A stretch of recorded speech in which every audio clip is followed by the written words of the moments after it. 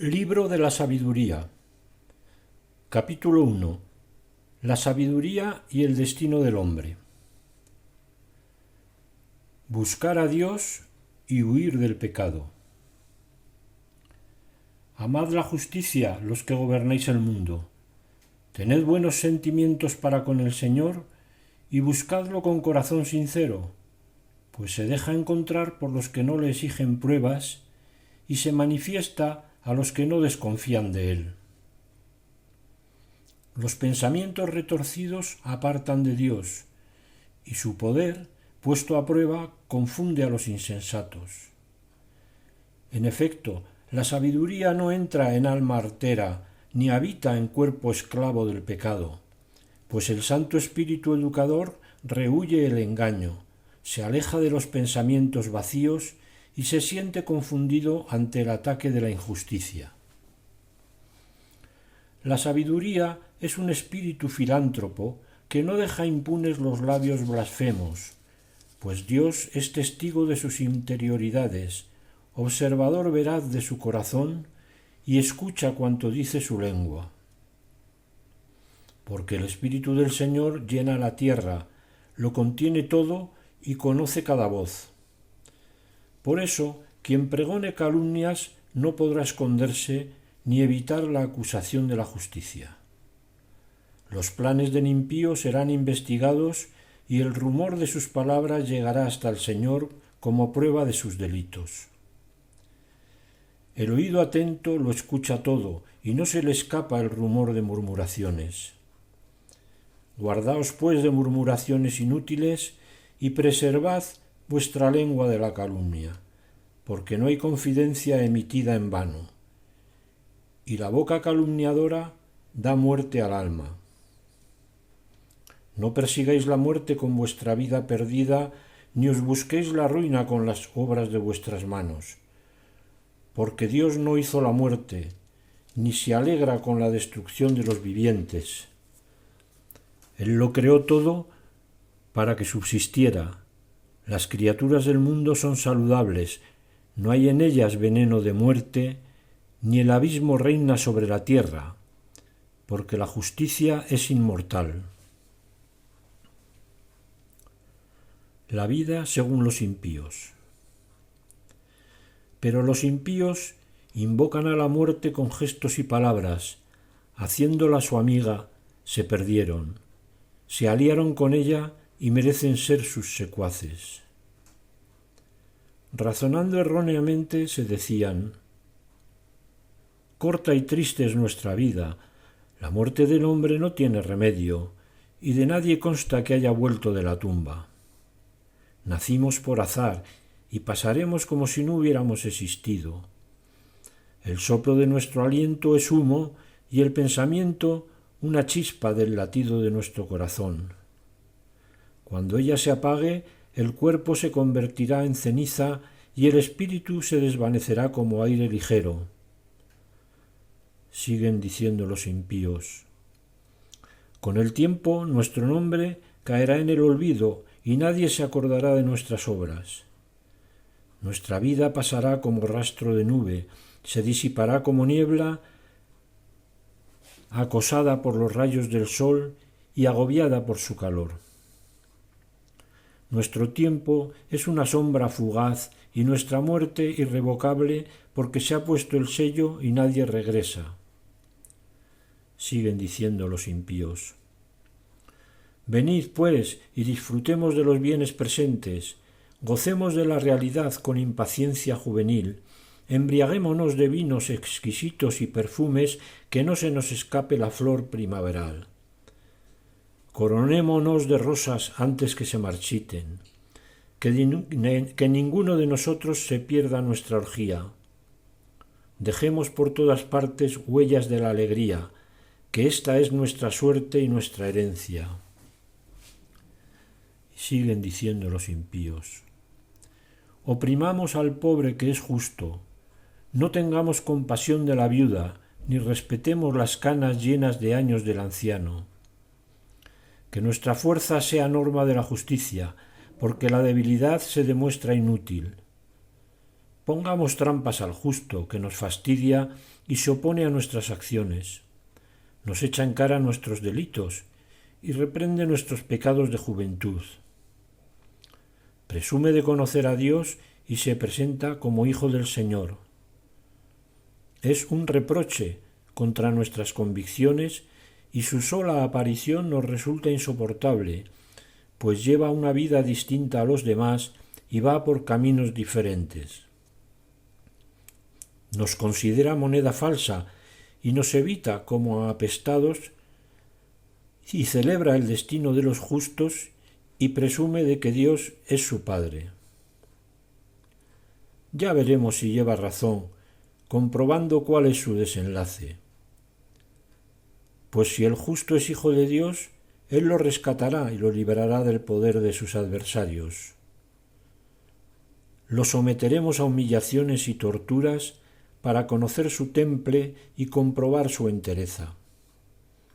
Lo condenaremos a una muerte humillante, pues, según dice, Dios lo protegerá. Error de los impíos. Así piensan, pero se equivocan, pues los ofusca su maldad. No conocen los secretos de Dios, ni esperan recompensa para la virtud, ni valoran el premio de una vida intachable. Porque Dios creó al hombre para la inmortalidad y lo hizo a imagen de su mismo ser.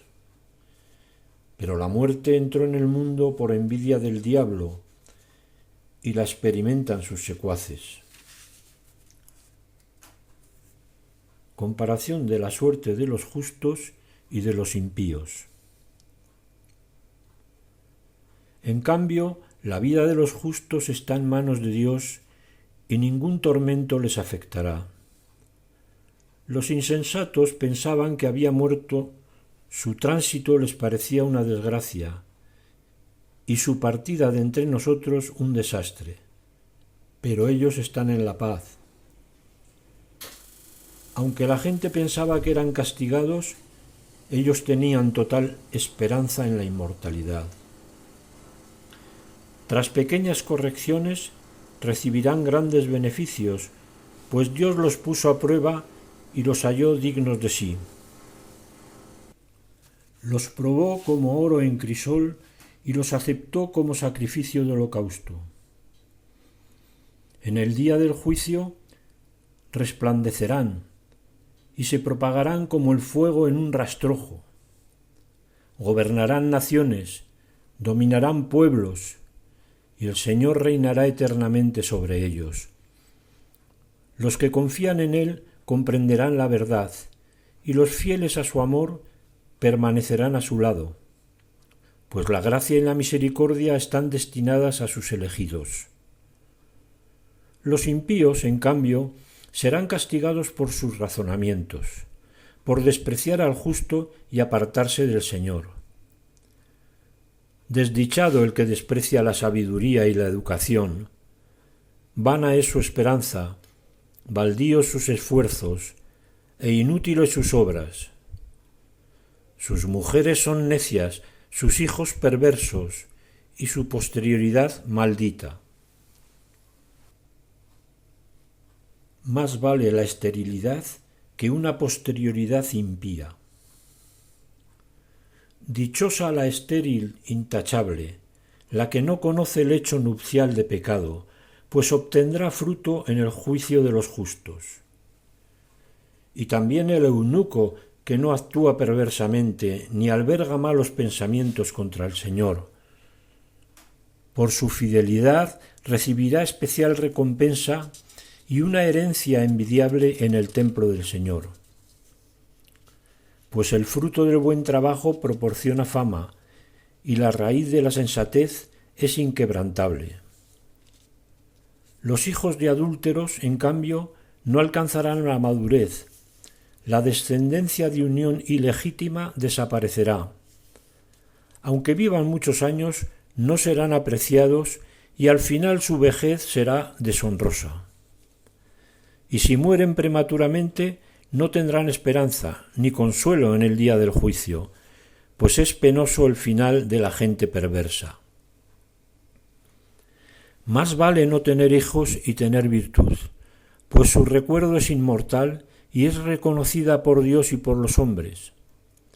Presente la imitan, ausente la añoran, y en la eternidad desfila, en triunfo coronada, pues venció en la lucha de premios intachables.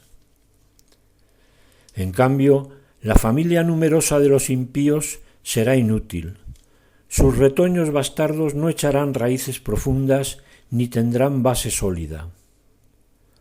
Aunque sus ramas verdeen temporalmente, será sacudida por el viento a causa de su caducidad y arrancada de raíz por el huracán enfurecido.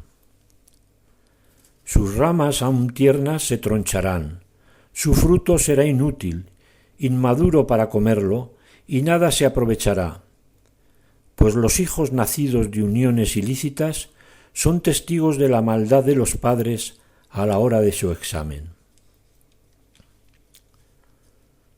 La muerte prematura del justo. El justo, aunque muera prematuramente, tendrá descanso, pues la ancianidad venerable no consiste en larga vida, ni se mide por los años. Que las canas del hombre son la prudencia y la edad avanzada una vida intachable. Fue amado porque agradaba a Dios. Fue trasladado porque vivía entre pecadores. Fue arrebatado para que la maldad no pervirtiera su inteligencia, o el engaño sedujera su alma, pues la fascinación del mal ensombrece el bien y el frenesí del deseo pervierte al espíritu ingenuo. Madurando en poco tiempo, completó una larga vida, y como su alma era agradable al Señor, se apresuró a escapar de la maldad. La gente lo ve y no lo entiende, no les cabe esto en la cabeza, que la gracia y la misericordia están destinadas a sus elegidos y su salvación a sus santos. El justo que muere condena a los impíos que viven, y la juventud prematuramente realizada a la longevidad del malvado. Ven la muerte del sabio, pero no comprenden su propósito, ni por qué el Señor lo ha puesto a salvo. Lo ven y lo desprecian, pero el Señor se reirá de ellos. Más tarde serán cadáveres sin honra, objeto de ultraje entre los muertos para siempre, pues los estrellará de cabeza y sin rechistar, los removerá de sus cimientos, quedarán totalmente asolados y sumidos en el dolor, y su recuerdo se perderá. Los impíos en el juicio. Acudirán asustados a dar cuenta de sus pecados y sus propios delitos los acusarán a la cara. Entonces el justo aguantará firme y lleno de confianza frente a los que lo oprimieron y despreciaron sus sufrimientos. Al verlo quedarán sobrecogidos de espanto, desconcertados por la increíble salvación, y cambiando de opinión, con el espíritu angustiado se dirán: «Este es aquel de quien hace tiempo nos reíamos, a quien convertimos, insensatos, en blanco de nuestros insultos. Su vida nos parecía una locura y su muerte una deshonra. ¿Cómo es que ha sido incluido entre los hijos de Dios y comparte su herencia con los santos?» Ciertamente extraviamos el camino de la verdad, no nos iluminó la luz de la justicia, ni salió el sol para nosotros. Siguen los impíos. Nos cansamos de andar por sendas de maldad y perdición, atravesamos desiertos intransitables, pero no reconocimos el camino del Señor. ¿De qué nos ha servido nuestro orgullo? ¿Qué nos han reportado las riquezas de que presumíamos? Todo aquello pasó como una sombra, como noticia que vuela, como nave que surca las aguas agitadas sin dejar ver el rastro de su travesía, ni la estela de su quilla sobre las olas, o como pájaro que vuela por el aire sin dejar ninguna huella de su vuelo. Con su aleteo bate el aire ligero, lo corta con agudo chillido, se abre camino agitando las alas y después no descubre la señal de su paso. O como flecha disparada al blanco, el aire rasgado vuelve a soldarse al instante sin dejar conocer su trayectoria. Siguen los impíos. Lo mismo nosotros, apenas nacidos, desaparecemos, sin poder mostrar ningún signo de virtud, nos consumimos en nuestra maldad. En efecto, la esperanza del impío es como brizna arrebatada por el viento, como frágil escarcha arrastrada por el huracán. Se disipa como el humo con el viento, pasa como el recuerdo del huésped de un solo día. Fin dichoso de los justos y castigo de los impíos. Los justos, en cambio, viven para siempre, encuentran su recompensa en el Señor, y el Altísimo cuida de ellos. Por eso recibirán un reino distinguido y una hermosa diadema de manos del Señor, pues con su diestra los protegerá y los escudará con su brazo. Tomará la armadura de su celo y armará a la creación para vengarse de sus enemigos. Vestirá la coraza de la justicia, se pondrá por casco un juicio imparcial, empuñará como escudo su santidad invencible, afilará la espada de su cólera implacable, y el universo luchará a su lado contra los insensatos. Partirán certeros los disparos de los rayos, como de arco bien tendido, volarán de las nubes al blanco. Una catapulta disparará furiosa granizada. Las aguas del mar se embravecerán contra ellos y los ríos los anegarán sin piedad. Un viento poderoso se levantará contra ellos y los barrerá como un huracán. Así, la iniquidad asolará toda la tierra y la maldad derrocará los tronos de los poderosos. Hasta aquí ha sido el capítulo 1 del libro de la sabiduría.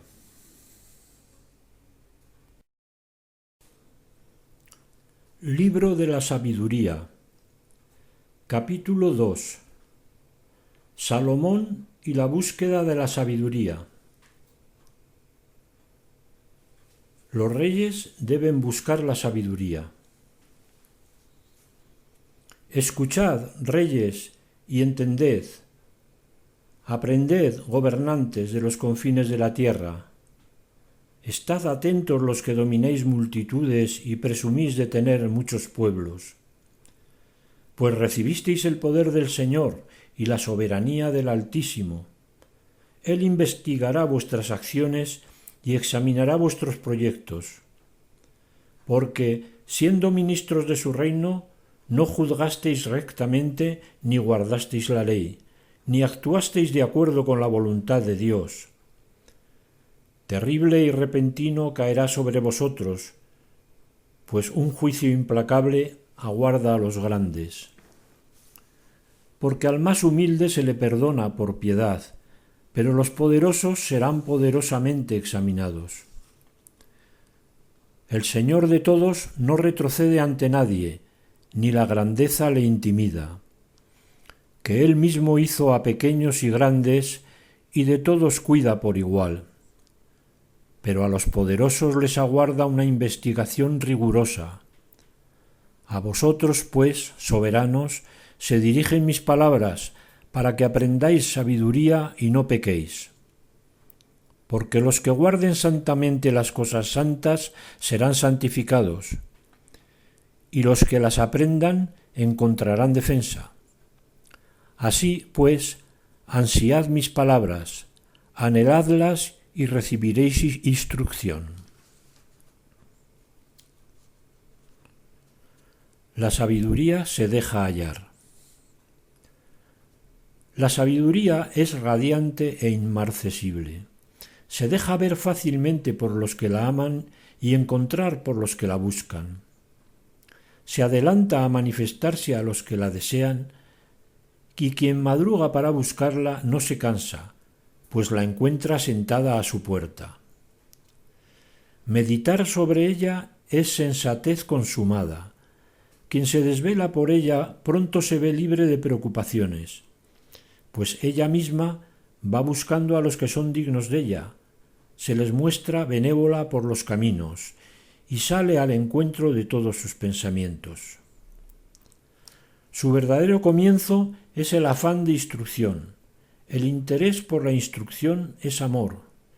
El amor es la observancia de sus leyes.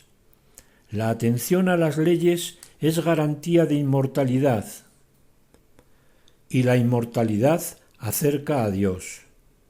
Por tanto, el afán de la sabiduría conduce al reino. Así que, si queréis tronos y cetros, soberanos de los pueblos, apreciad la sabiduría y reinaréis eternamente. Salomón va a describir la sabiduría. Os voy a explicar la esencia y el origen de la sabiduría. No os ocultaré secretos, sino que rastrearé sus huellas desde su origen y pondré de manifiesto su conocimiento sin eludir la verdad. No compartiré el camino con la envidia corrosiva, pues nada tiene que ver con la sabiduría. En la abundancia de sabios está la salvación del mundo, y en un rey sensato el bienestar del pueblo. Así pues, dejaos instruir por mis palabras y sacaréis provecho. Salomón era solo un hombre. También yo soy un hombre mortal como todos, dice Salomón, descendiente del primero formado de la tierra. En el vientre materno se modeló mi carne. Durante 10 meses fui cuajado en su sangre, a partir de la simiente viril y del placer unido al sueño. Al nacer también yo respiré el aire común, caí en la tierra que a todos nos recibe, y mi primera voz, como la de todos, fue el llanto. Me crié entre pañales y cuidados, pues ningún rey comenzó de otro modo su existencia, que son iguales para todos la entrada en la vida y la salida. Aprecio de Salomón por la sabiduría. Por eso supliqué y se me concedió la prudencia. Invoqué y vino a mí el espíritu de sabiduría. La preferí a cetros y tronos, y en su comparación tuve en nada la riqueza. No la equiparé a la piedra más preciosa, porque todo el oro a su lado es un puñado de arena, y ante ella la plata es como el barro. Quise a la sabiduría más que a la salud y a la belleza, y preferí tenerla como luz, porque su claridad no anochece. Con la sabiduría me vinieron a la vez todos los bienes e incalculables riquezas en sus manos. Yo disfruté de todos, porque la sabiduría los trae, aunque ignoraba que ella fuera su origen. Sin engaño la aprendí y sin envidia la comparto.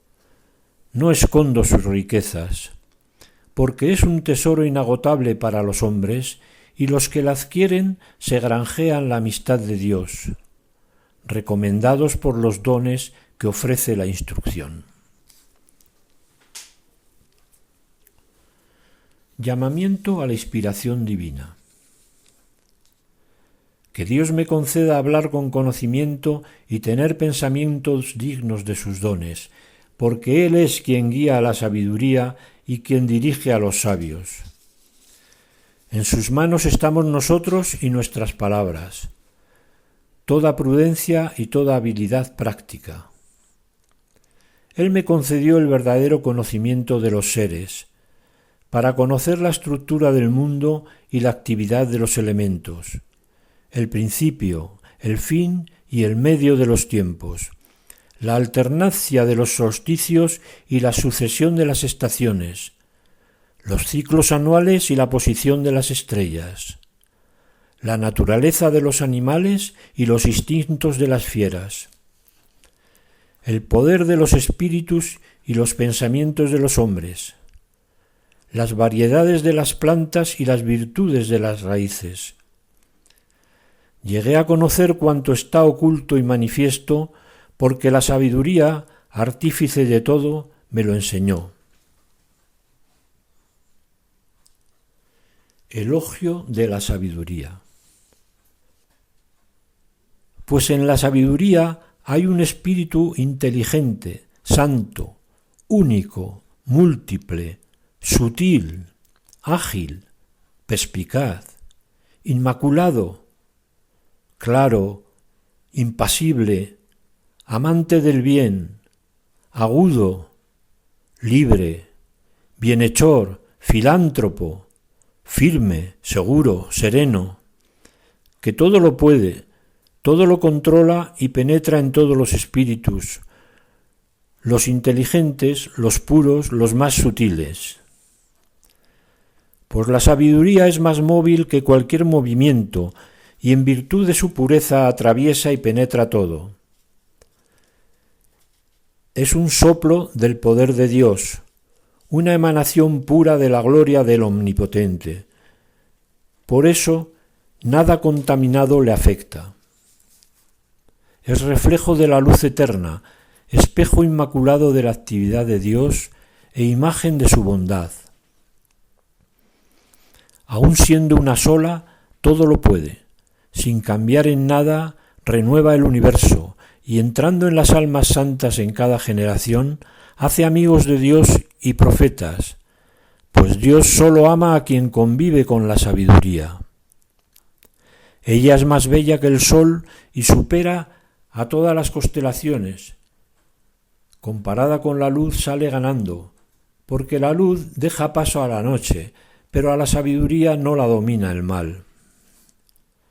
Se propaga decidida de uno al otro confín y gobierna todo con acierto.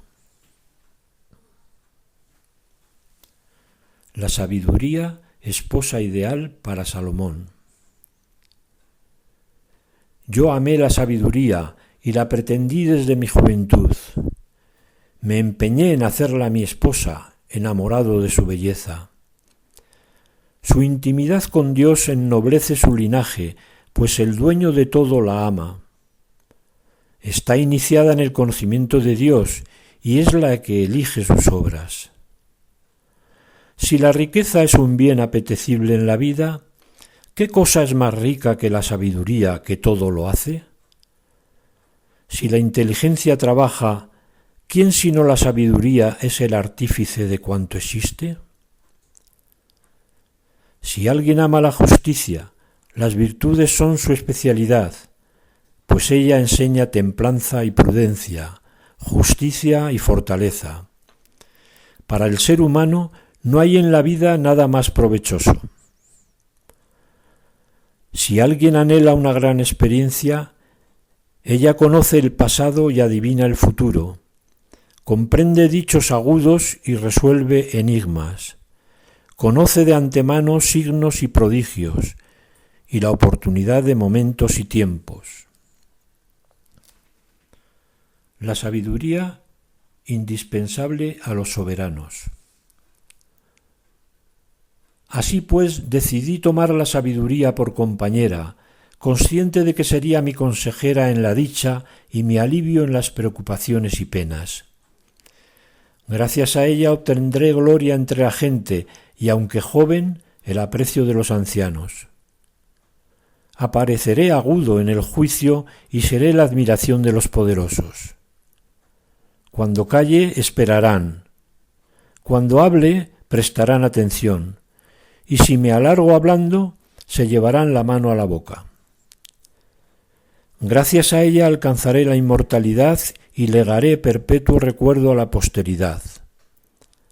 Gobernaré a los pueblos y someteré naciones.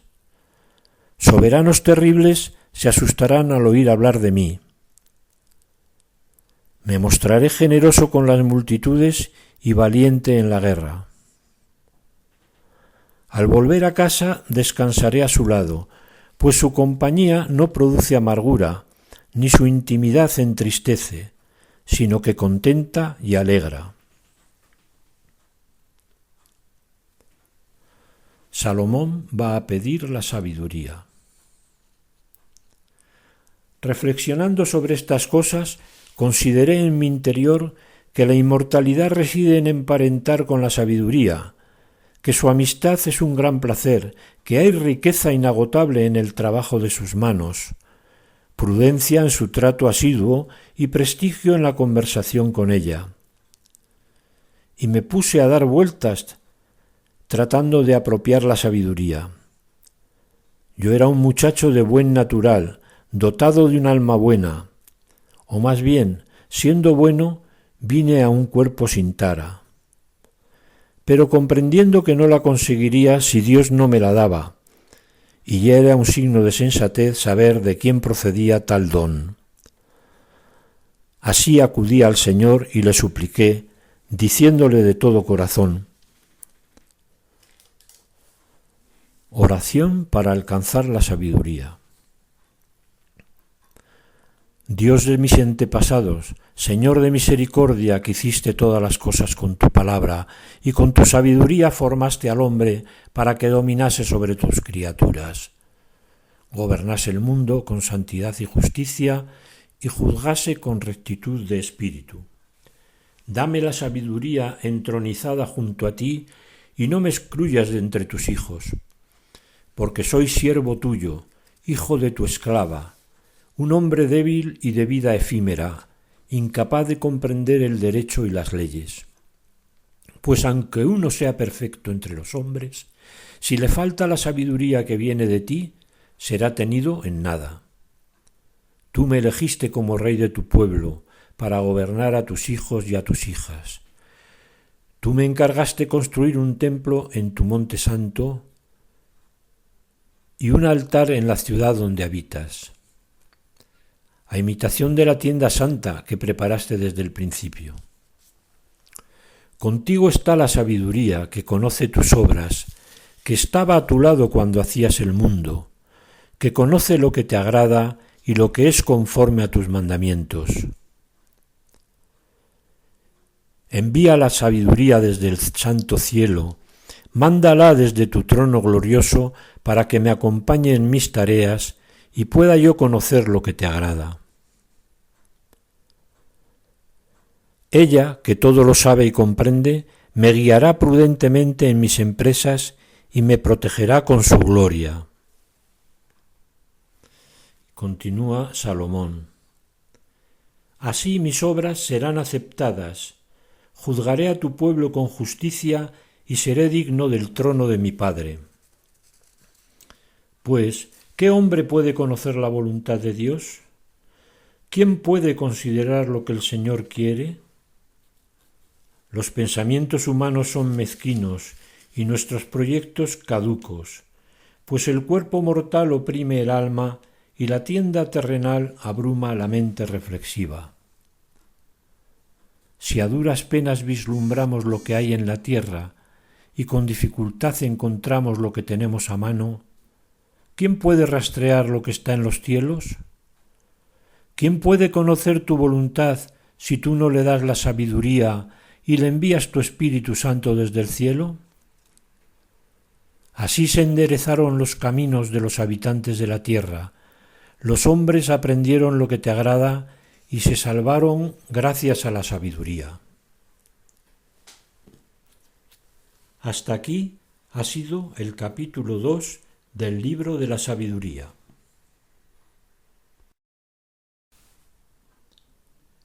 Libro de la sabiduría, capítulo 3. La sabiduría en la historia. Desde Adán hasta Moisés. Ella fue la que protegió al primer hombre, padre del mundo. Creado solo, lo rescató de su caída y le dio poder para dominar todas las cosas. De ella se apartó el criminal iracundo y pereció con su furor fratricida. Cuando la tierra fue inundada por su culpa, la sabiduría la salvó, conduciendo al justo en una humilde tabla. En la perversión común de los pueblos confundidos, ella conoció al justo, lo conservó intachable ante Dios y lo sostuvo firme a pesar del amor entrañable a su Hijo. Durante el exterminio de los impíos, la sabiduría salvó al justo cuando huía del fuego que caía sobre la Pentápolis. De su maldad todavía quedan como testigos una tierra desolada y humeante y unas plantas con frutos malogrados. Y como monumento al alma incrédula se levanta una estatua de sal. Pues al apartarse de la sabiduría no sólo sufrieron la desgracia de ignorar el bien, sino que además legaron a la historia un recuerdo de su insensatez para que sus faltas no quedaran ocultas. La sabiduría, sin embargo, sacó de apuro a sus servidores. Al justo que huía de la ira de su hermano, ella lo guió por caminos rectos, le mostró el reino de Dios y le dio a conocer las cosas santas. Le dio prosperidad en sus trabajos y multiplicó el fruto de sus esfuerzos. Lo asistió contra la avaricia de sus opresores y lo enriqueció. Lo defendió de sus enemigos, lo protegió de los que le tendían trampas y tras duro combate le dio la victoria para enseñarle que la piedad triunfa sobre todo. La sabiduría no abandonó al justo vendido, sino que lo libró del pecado. Bajó con él a la cisterna y no lo dejó solo en la prisión, hasta entregarle el cetro real y el poder sobre sus tiranos. Demostró la falsedad de sus ofensores y lo concedió gloria eterna. El Éxodo. La sabiduría libró de la nación opresora a un pueblo santo y a un linaje intachable. Entró en el alma del servidor del Señor y combatió a reyes temibles con prodigios y señales. Recompensó a los santos por sus fatigas y los condujo por un camino maravilloso. Fue para ellos sombra durante el día y resplandor de estrellas durante la noche. Les abrió paso a través del Mar Rojo y los condujo entre aguas caudalosas mientras sumergió a sus enemigos y luego los sacó a flote desde el fondo del abismo. De este modo, los justos despojaron a los impíos, cantaron himnos, Señor, a tu santo nombre y alabaron a coro tu mano vencedora. Porque la sabiduría abrió la boca de los mudos y soltó las lenguas infantiles. Ella llevó felizmente a término sus acciones por medio de un santo profeta. Atravesaron un desierto inhóspito y acamparon en parajes intransitables. Hicieron frente a sus enemigos y rechazaron a sus adversarios. El milagro del agua. Primera antítesis. Tuvieron sed y te invocaron. Bebieron agua de una roca escarpada. En la dura piedra remediaron su sed. Pues lo que sirvió de castigo para sus enemigos se convirtió en auxilio de su propia necesidad.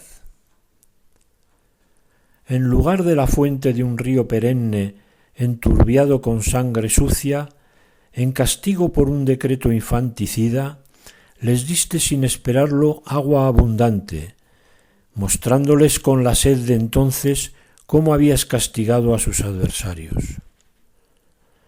Pues cuando sufrían una prueba, aunque corregidos con cariño, conocían cómo eran castigados los impíos, juzgados con cólera, pues a ellos los probaste como padre que corrige, pero a los otros los castigaste como rey justiciero que condena. Los ausentes y los presentes se consumían por igual, pues los embargaba una doble tristeza y un lamento al recordar el pasado. Cuando se enteraban de que sus propios castigos redundaban en beneficio de los otros, reconocían al Señor. al que antes habían abandonado expósito y rechazado con burlas, al final de los acontecimientos lo admiraron, tras pasar una sed distinta de la de los justos. Moderación divina hacia Egipto. Por sus pensamientos insensatos y malvados, que los desorientaron haciéndoles adorar a reptiles irracionales y hábiles animales, tú les enviaste como castigo una multitud de animales irracionales, para que comprendieran que en el pecado va la penitencia.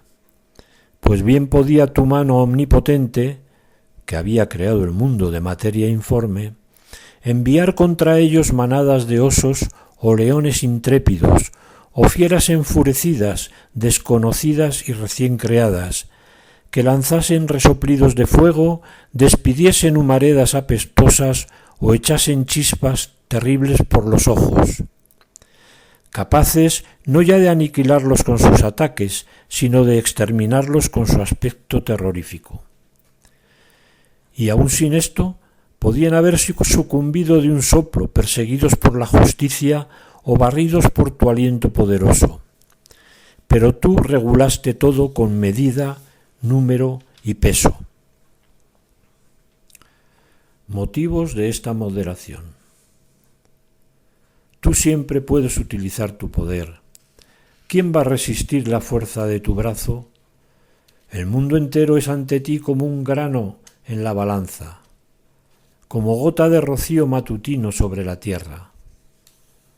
Pero te compadeces de todos porque todo lo puedes, y pasas por alto los pecados de los hombres para que se arrepientan. Amas a todos los seres y no aborreces nada de lo que hiciste, pues si algo odiases, no lo habrías creado. ¿Cómo subsistiría algo si tú no lo quisieras? ¿Cómo se conservaría si no lo hubieras llamado? Pero tú eres indulgente con todas las cosas, porque son tuyas, Señor, amigo de la vida. Pues tu aliento incorruptible está en todas ellas. Por eso corriges poco a poco a los que caen y los reprendes recordándoles sus pecados, para que se aparten del mal y crean en ti, Señor. Moderación de Dios hacia Canaán. A los antiguos habitantes de tu tierra santa los aborreciste por sus abominables acciones, prácticas mágicas y ritos sacrílegos. A esos crueles asesinos de niños, devoradores de entrañas en banquetes de carne y de sangre humanas, a estos iniciados en bacanales, padres asesinos de seres indefensos, decidiste exterminarlos por medio de nuestros antepasados, para que la tierra que más apreciabas recibiera una digna colonia de hijos de Dios. Pero también de estos, por ser hombres, tuviste compasión y les enviaste avispas como avanzadilla de tu ejército, para exterminarlos poco a poco. Aunque podías haber sometido los impíos a los justos en batalla campal, o haberlos aniquilado de una vez con feroces fieras o con un orden fulminante, castigándolos poco a poco, les diste ocasión de arrepentirse.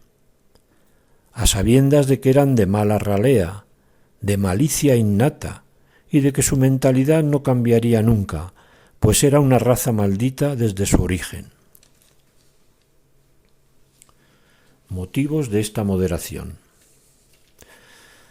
Tampoco por temor a nadie indultabas sus pecados, pues ¿quién podría decirte ¿qué has hecho? ¿Quién se opondría a tu sentencia? ¿Quién te citaría a juicio por destruir naciones creadas por ti? ¿Quién se enfrentaría a ti como defensor de hombres injustos? Pues fuera de ti no hay Dios que cuide de todo, a quien tengas que dar cuenta de la justicia de tus juicios, ni rey ni soberano que pueda desafiarte defendiendo a los que has castigado. Puesto que eres justo, todo lo gobiernas con justicia y consideras incompatible con tu poder el condenar a quien no merece castigo. Tu poder es el principio de la justicia, y tu señorío, sobre todo, te hace ser compasivo con todos. Demuestras tu poder ante los que desconfían de la plenitud de tu fuerza y confundes la osadía de los que la conocen. Dueño de tu poder, juzgas con moderación y nos gobiernas con gran indulgencia, porque haces valer tu poder cuando quieres. Lecciones de Dios a Israel. Actuando así, enseñaste a tu pueblo que el justo debe ser filántropo y diste a tus hijos esperanza plena, pues tras el pecado das lugar al arrepentimiento.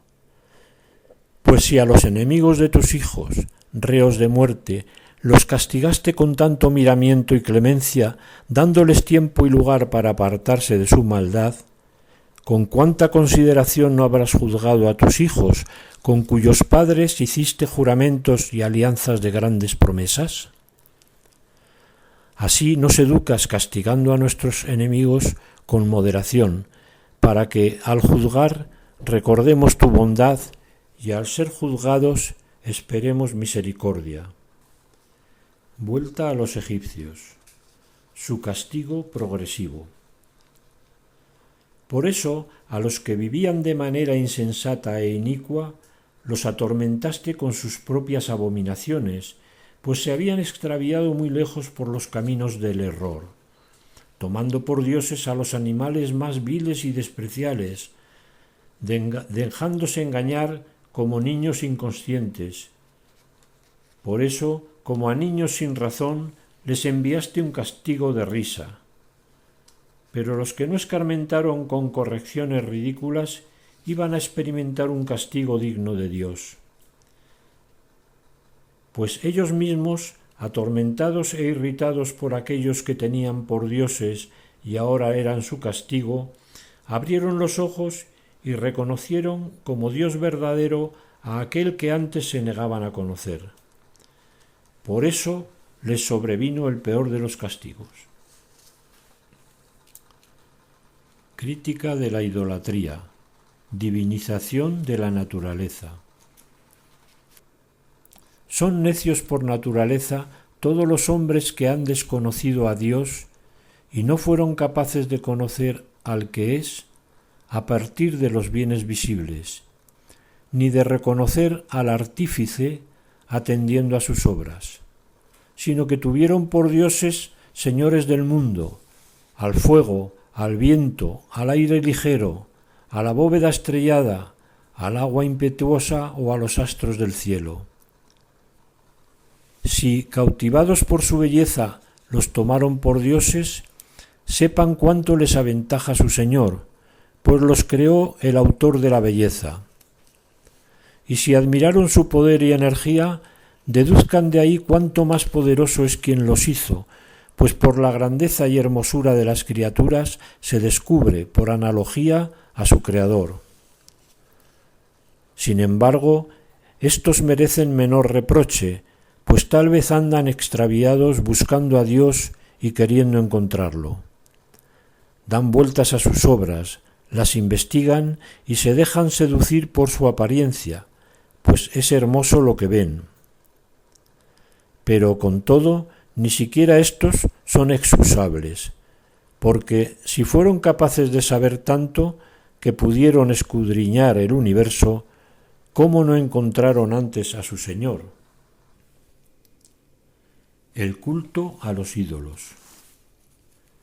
Son pues unos desgraciados con la esperanza puesta en cosas muertas, quienes llamaron dioses a las obras de manos humanas, oro y plata labrados con arte, a copias de animales o a una piedra inútil esculpida por manos antiguas. Un carpintero tala un árbol apropiado, monda con destreza toda su corteza, lo trabaja con finura y fabrica un objeto útil para usos comunes. Con los desechos de su obra se prepara una comida con la que se sacia, y él, deshecho de todo, que no sirve para nada, un palo torcido y lleno de nudos, lo coge y lo talla en sus ratos de ocio, lo modela con la destreza adquirida y saca la imagen de una figura humana o la copia de cualquier vil animal. Lo embadurna de minio, pinta su cuerpo de rojo y recubre todos sus defectos. Luego le prepara un nicho digno y lo coloca en la pared asegurándolo con hierros. Para que no se le caiga toma sus precauciones, sabiendo que no puede valerse por sí mismo, pues es una imagen y necesita ayuda. Cuando le reza por la hacienda, las bodas y los hijos, no se avergüenza de hablar con algo inanimado, y pide salud a un enfermo, vida a un muerto, ayuda al más inepto, un viaje feliz al que no puede andar, y para las ganancias, empresas y éxitos de sus tareas, pide vigor al más torpe de manos. Otro, dispuesto a embarcar para cruzar el mar bravío, invoca a un madero más frágil que la nave que lo lleva. A ésta la inventó el afán de lucro y la construyó la sabiduría como artífice. Pero es tu providencia, Padre, quien la guía, pues también en el mar abriste un camino y una senda segura entre las olas, demostrando así que puedes salvar de todo peligro para que hasta el inexperto pueda embarcarse. No quieres que las obras de tu sabiduría queden estériles, por eso los hombres confían sus vidas a un insignificante madero. Cruzan el oleaje en una balsa y arriban sanos y salvos. Ya en los comienzos, cuando los soberbios gigantes perecían, la esperanza del mundo se refugió en una balsa que, pilotada por tu mano, legó al mundo una semilla de vida. Bendito, pues, el madero con el que se hace justicia. Pero malditos el ídolo manufacturado y el que lo hizo, el uno por hacerlo y el otro porque siendo corruptible es considerado Dios. Dios aborrece igualmente al impío y su impiedad, y la obra será castigada junto con su autor. Por eso los ídolos de las naciones también serán juzgados, porque se convirtieron en abominación entre las criaturas de Dios, ocasión de tropiezo para las almas de los hombres y una trampa para los pies de los insensatos. Origen del culto a los ídolos. La invención de los ídolos fue el comienzo de la infidelidad y su descubrimiento la corrupción de la vida. Pero no existían desde el principio, ni existirán para siempre. Entraron en el mundo por la vanidad de los hombres, y por eso su fin inmediato está decidido. Un padre, afligido por un luto prematuro, hace una imagen del hijo malogrado, y al que ayer era hombre muerto, hoy lo honra como un dios, y encarga a sus subordinados misterios y ritos. Luego la impía costumbre se consolida con el tiempo y se observa como ley. Las estatuas también recibían culto por decreto de los soberanos, y como la gente que vivía lejos no los podía venerar en persona, representaban su figura lejana, haciendo una imagen visible del rey venerado, para adular con fervor al ausente como si estuviera presente. La ambición del artista contribuyó a extender este culto incluso entre quienes no lo conocían, pues éste, queriendo complacer seguramente al soberano, alteró con su arte el parecido para embellecerlo, y la multitud, seducida por el encanto de la obra, tomó entonces por objeto de culto al que poco antes honraba como hombre. Y esto se convirtió en trampa para los vivientes, pues los hombres, esclavos de la desgracia o de la tiranía, dieron el nombre incomunicable a piedras y maderos.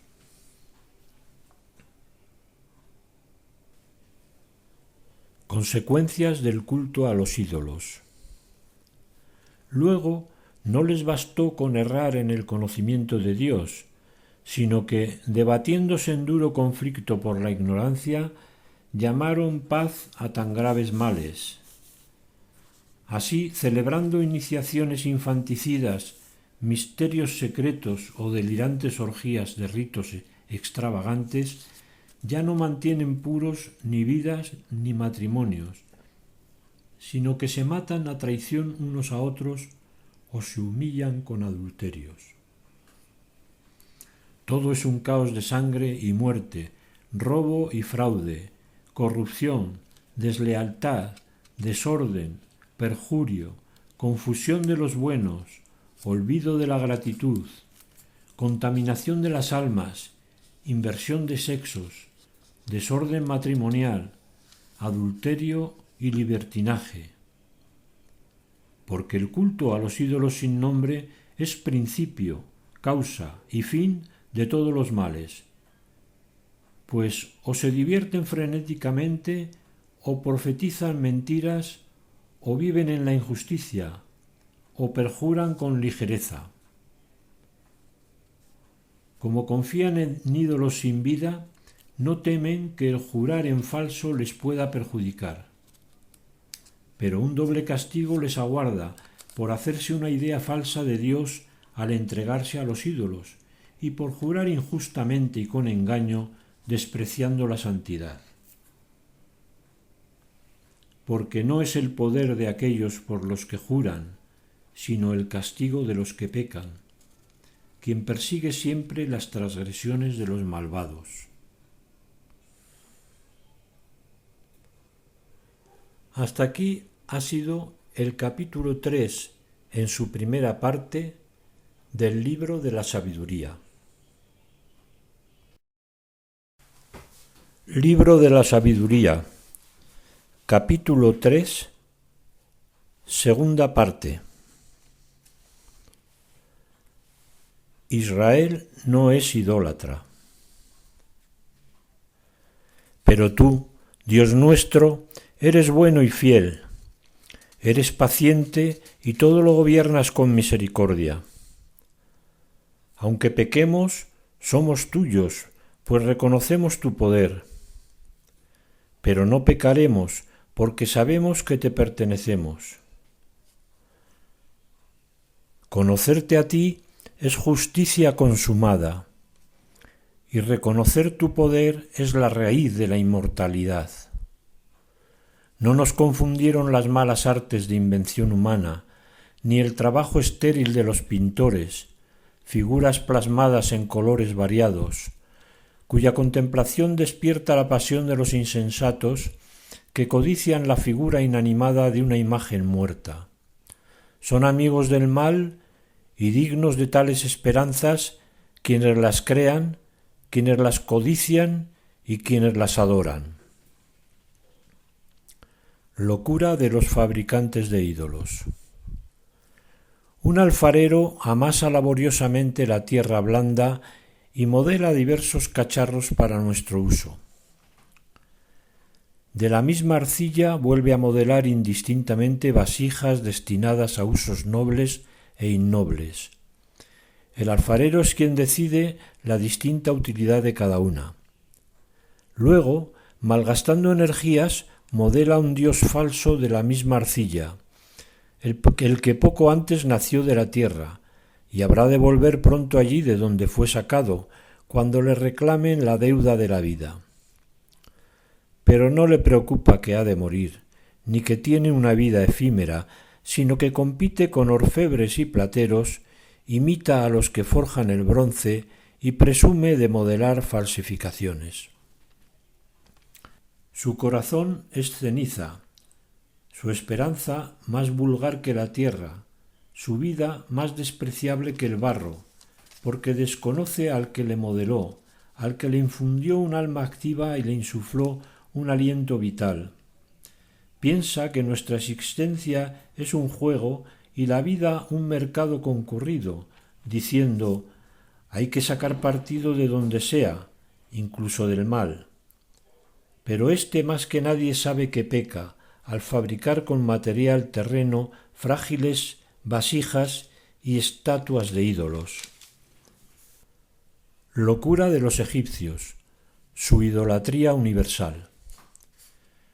Pero los más insensatos de todos y más ingenuos que el alma de un niño son los enemigos que oprimieron a tu pueblo, pues tuvieron por dioses a todos los ídolos de los gentiles, que no pueden valerse de los ojos para ver, ni de la nariz para respirar, ni de los oídos para oír, ni de los dedos de sus manos para tocar, ni de sus pies torpes para andar, porque los hizo un hombre, los modeló quien tiene el espíritu prestado, y ningún hombre puede modelar un Dios semejante a él.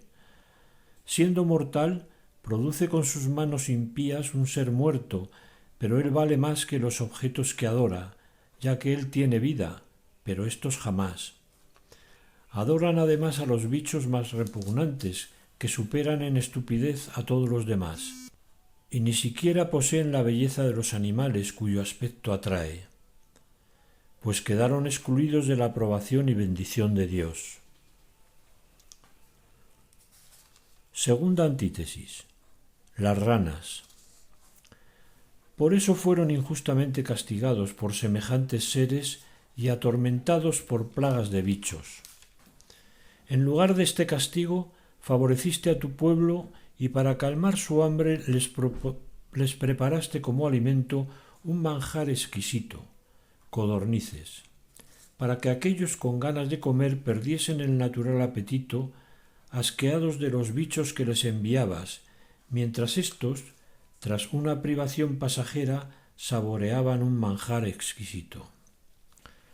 Pues era preciso que aquellos opresores sufrieran un hambre irremediable, mientras a éstos bastaba con mostrarles cómo eran atormentados sus enemigos. Tercera antítesis. Langostas y serpiente de bronce. Incluso cuando les sobrevino la furia terrible de las fieras y perecían mordidos por serpientes sinuosas, tu cólera no duró hasta el final. Como escarmiento, se vieron molestados por poco tiempo, pues tenían un signo de salvación para recordar los mandamientos de tu ley. Y el que lo miraba se curaba, no por lo que contemplaba, sino por ti, Salvador de todos. Con esto convenciste a nuestros enemigos de que tú eres quien libra de todo mal. Ellos morían por las picaduras de langostas y moscas sin encontrar remedio para su vida, pues merecían ser castigados por tales bichos. Pero contra tus hijos nada pudieron los dientes de serpientes venenosas, pues tu misericordia acudió a sanarlos. Las mordeduras, pronto curadas, les recordaban tus palabras para que no cayeran en profundo olvido y se vieran excluidos de tus beneficios. No los curó hierba ni cataplasma, sino tu palabra, Señor, que todo lo sana. Pues tú tienes poder sobre la vida y la muerte, haces bajar a las puertas del abismo y haces subir. El hombre, en cambio, puede matar con su maldad, pero no puede devolver el espíritu que se fue, ni liberar al alma del abismo. Cuarta antítesis. El granizo y el maná. Es imposible escapar de tu mano. Los impíos que no querían conocerte fueron castigados con la fuerza de tu brazo. Los persiguieron lluvias insólitas, granizadas y aguaceros implacables, y el fuego los devoró. Y lo más sorprendente era que el fuego ardía más en el agua que todo lo apaga, pues el cosmos es defensor de los justos. Unas veces las llamas amainaban para no abrasar a los animales enviados contra los impíos, y para que, al verlos, comprendieran que los impulsaba el juicio de Dios. Otras veces, aun en medio del agua, ardían más intensamente que el fuego para destruir los frutos de una tierra injusta. A tu pueblo, por el contrario, lo alimentaste con manjar de ángeles y les mandaste desde el cielo un pan preparado sin fatiga, que produjo gran placer y satisfacía todos los gustos. Este sustento mostraba tu dulzura para con tus hijos, pues se adaptaba al gusto del que lo tomaba y se transformaba en lo que cada uno quería. Nieve y hielo resistían al fuego sin fundirse, para que supieran que el fuego destruía las cosechas de sus enemigos, ardiendo entre el granizo y resplandeciendo entre la lluvia. En cambio se olvidaba de su propio poder para que los justos pudieran alimentarse. Porque la creación, sirviéndote a ti, su creador, se endurece para castigar a los injustos y se modera para favorecer a los que confían en ti. Por eso, también entonces, adoptando todas las formas, servía a tu generosidad que a todos sustenta conforme al deseo de los necesitados. Para que aprendieran sus hijos queridos, Señor, que no es la variedad de frutos lo que alimenta al hombre, sino que es tu palabra la que mantiene a los que creen en ti. Porque lo que el fuego no llegaba a consumir se derretía simplemente al calor de un tenue rayo de sol. Para que supieran que hay que adelantarse al sol para darte gracias e ir a tu encuentro al rayar el alba, pues la esperanza del ingrato se derrite como escarcha invernal y se escurre como agua inútil. Quinta antítesis. Tinieblas y columna de fuego. Grandes e inexplicables son tus juicios, por eso las almas ignorantes se extraviaron. Cuando los impíos creían que podían oprimir a la nación santa, quedaron prisioneros de las tinieblas y encerrados en una larga noche, recluidos en sus casas, fugitivos de la eterna providencia. Cuando creían que permanecerían ocultos con sus secretos pecados bajo el oscuro velo del olvido, se vieron dispersos, presa de terrible espanto y sobresaltados por apariciones. El rincón que los escondía no los libraba del miedo, pues también allí retumbaban ruidos escalofriantes y se aparecían sombríos fantasmas de rostros lúgubres.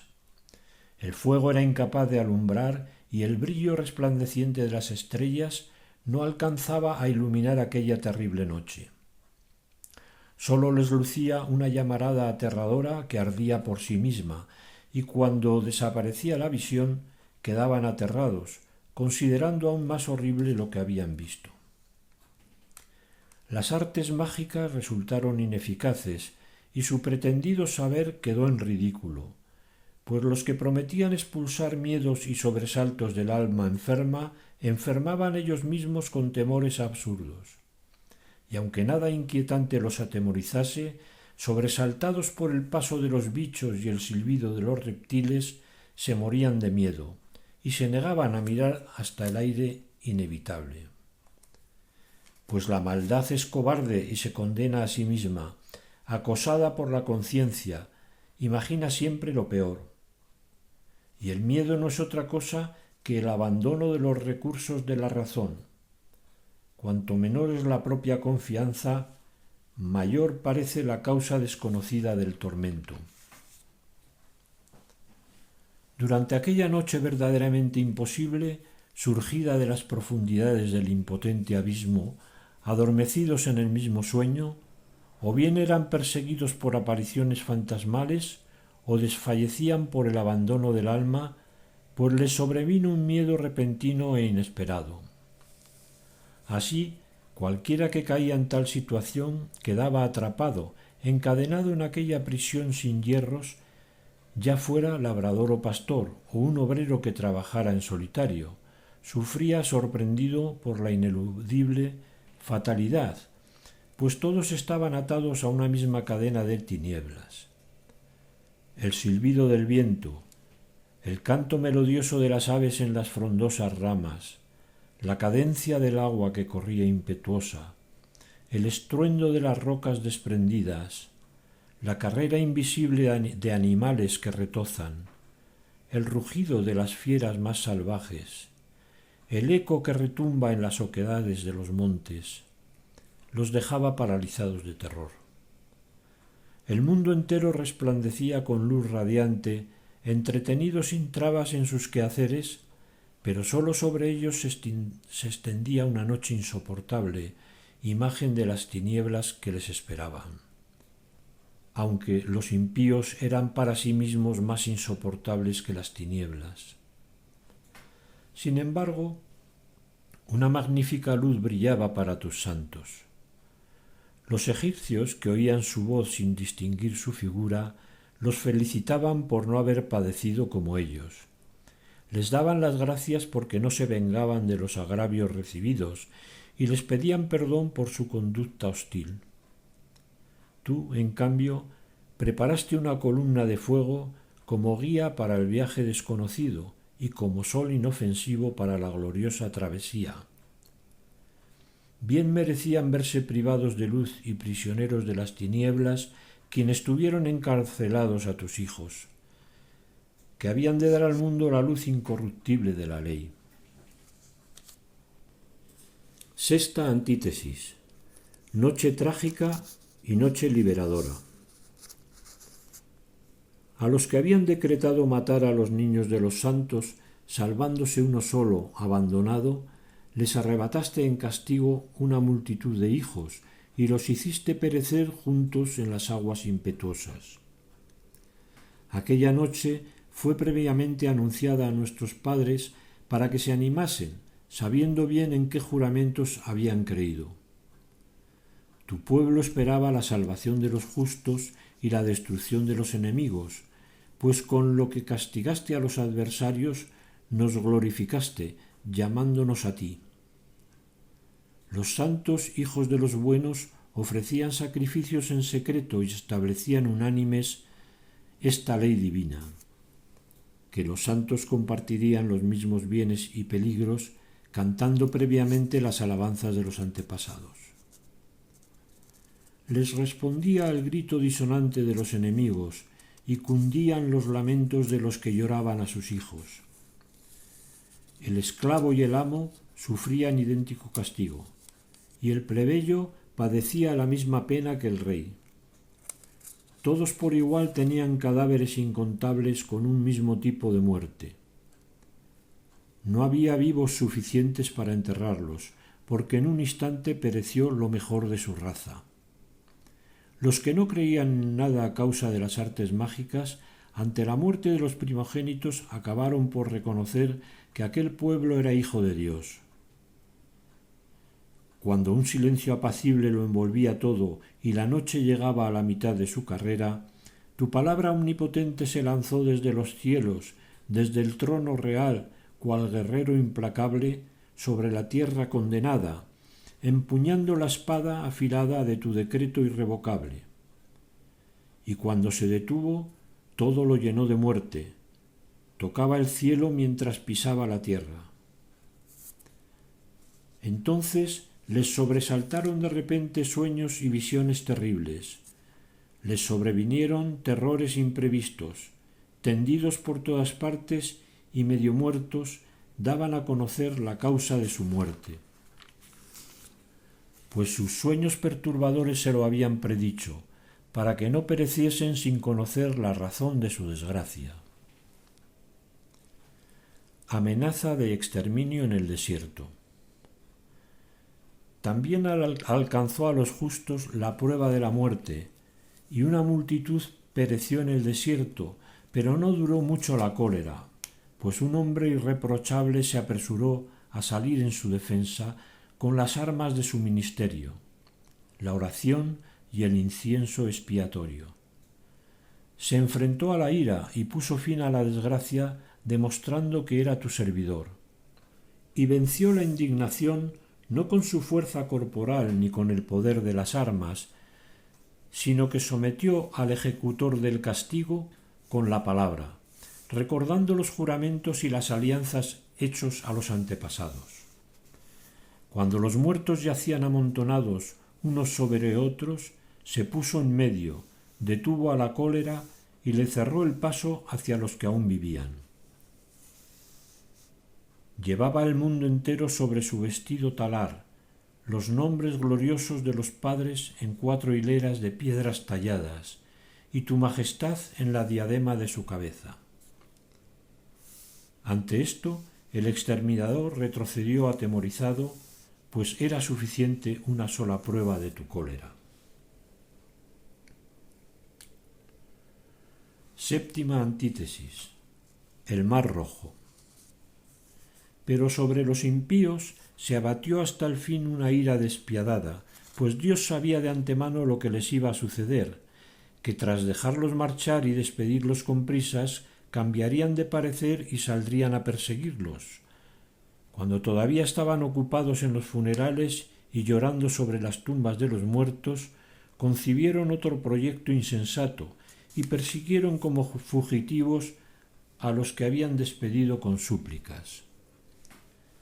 A tales extremos les empujaban su merecido destino, haciéndoles olvidar el pasado, para que consumaran el castigo que aún faltaba a sus tormentos. Y, mientras tu pueblo emprendía un viaje maravilloso, encontraran ellos una muerte insólita. Porque toda la creación, obediente a tus órdenes, se transformó de nuevo en su misma naturaleza, para resguardar sanos y salvos a tus hijos. Vieron la nube que daba sombra al campamento, la tierra firme que emergía de lo que antes era agua, un camino abierto en el Mar Rojo y una llanura verde en las olas impetuosas, por donde tus protegidos pasaron en masa contemplando prodigios admirables. Pastaban como caballos y retozaban como corderos, alabándote a ti, Señor, su libertador. Todavía recordaban lo sucedido en su destierro, cómo la tierra, en vez de la generación animal, produjo mosquitos, y cómo el río, en vez de peces, vomitó una multitud de ranas. Más tarde vieron también un modo nuevo de nacer las aves, cuando, urgidos por el apetito, pidieron manjares delicados y, para satisfacerlos, salieron codornices del mar. Egipto, más culpable que Sodoma. Los castigos recayeron sobre los pecadores precedidos, como aviso de la furia de los rayos, pues padecían justamente por sus propias maldades y por haber albergado el odio más feroz contra los extranjeros. Hubo quienes no recibieron a unos visitantes desconocidos, pero éstos esclavizaron a extranjeros bienhechores.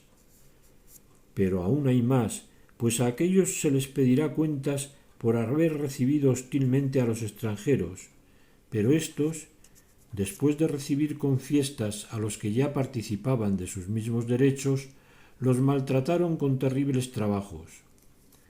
Y también fueron atacados por la ceguera, como aquellos que, a las puertas del justo, envueltos en profunda oscuridad, buscaban el vano de sus puertas. Una nueva armonía. Los elementos intercambiaban sus propiedades, como los sonidos del arpa cambian la cadencia del ritmo manteniendo el mismo tono, como puede deducirse claramente a la vista de lo sucedido.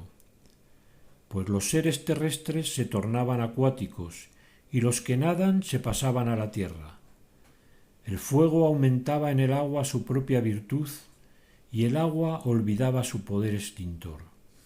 Las llamas, por el contrario, no consumían las carnes de los débiles animales que se movían entre ellas, ni derretían aquella especie de manjar divino parecido a la escarcha y fácil de derretir. Conclusión. En todo, Señor, engrandeciste y glorificaste a tu pueblo, y no dejaste de asistirlo nunca y en ningún lugar. Y hasta aquí ha sido el texto bíblico de la segunda parte del capítulo 3 del libro de la sabiduría, con lo que termina el texto completo de este libro.